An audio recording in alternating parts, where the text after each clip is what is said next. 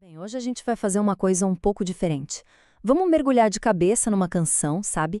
E tentar desconstruir a letra dela para entender a história que está por trás.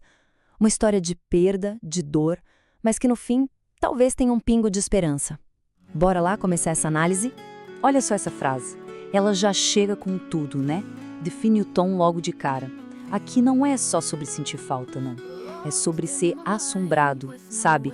Aquela sensação de que cada lembrança, em vez de ser algo bom, é na verdade uma ferida que não fecha, que fica ali, marcando.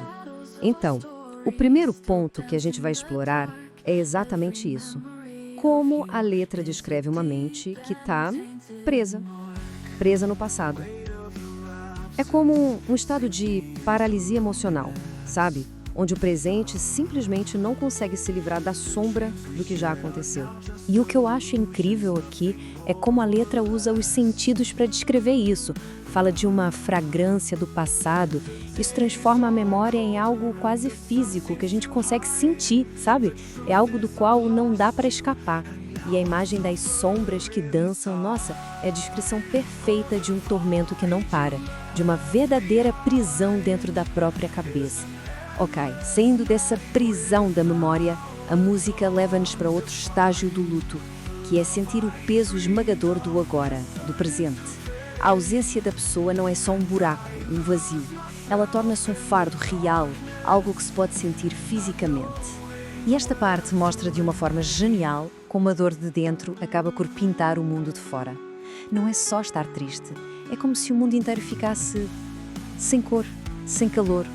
A dor é tão, mas tão profunda, que ela muda a forma como se enxerga a realidade. Tudo fica frio, cinzento, desolador. Olha, o contraste aqui é brutal. De um lado temos os sonhos que partilhamos, cheios de vida, de futuro, e do outro, a realidade nua e crua. O amor com que sonhei transformou-se em dor. Essa comparação mostra bem a queda livre, sabes? Da esperança direto para o desespero. E esta frase, o peso da tua ausência afunda-me, é o centro de tudo. A palavra afunda-me é simplesmente perfeita. Traz aquela imagem de estar a afogar-se, de ser puxado para baixo por algo que a gente não vê, mas que tem uma força absurda. É a solidão a agir, sabe? De forma ativa, esmagadora.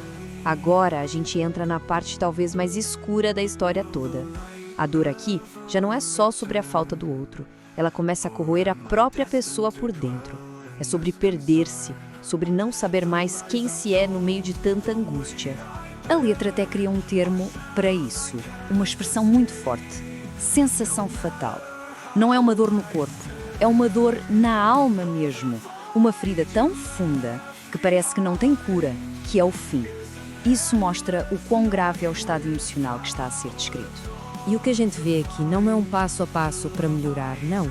É o contrário, é uma descida. Começa com algo que se perde, a alegria, um sorriso que se desvaneceu. Depois, a dor torna-se algo físico, os ecos no peito. E por fim, a desorientação completa. Perco-me na escuridão. É o processo de se desfazer, pedaço por pedaço. E aí, bem lá no fundo do poço, surge esta pergunta.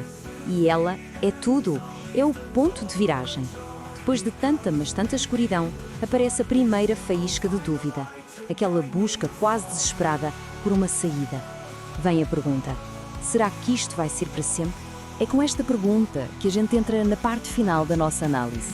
Agora o foco muda. Saímos do desespero e começamos a olhar para a possibilidade de cura. Mesmo que seja só uma fresta de luz, sabe? Um vislumbre. E aqui a gente vê o grande conflito da música. De um lado, a noite sem fim, a escuridão total. Do outro, a busca por encontrar a luz para me guiar. Mas o mais interessante para mim é a ideia de que talvez a luz se encontre dentro da escuridão e não fora dela. É uma escolha, uma atitude de procurar esperança bem no meio do caos. Para mim, esta é a frase mais poderosa da música inteira. Mas se este é o fim, deixarei a porta entreaberta. Pense bem. Depois de toda aquela dor, de toda aquela sensação de final, alguma coisa muda. Não é aceitar o fim, mas recusar-se a bater a porta com força. É uma coisa subtil, mas cheia de esperança. Então, o ponto-chave é exatamente este. Deixar a porta entreaberta não significa ficar à espera que a pessoa volte. Significa Aceitar o que aconteceu, sim, mas ao mesmo tempo deixar espaço para que algo novo possa entrar. É a grande diferença entre um ponto final e uma pausa, talvez. E a gente termina com esta reflexão. A música não dá uma resposta pronta, não é? Ela, na verdade, convida-nos a pensar sobre os nossos próprios finais e os nossos próprios recomeços. O que significa para cada um de nós deixar uma porta entreaberta?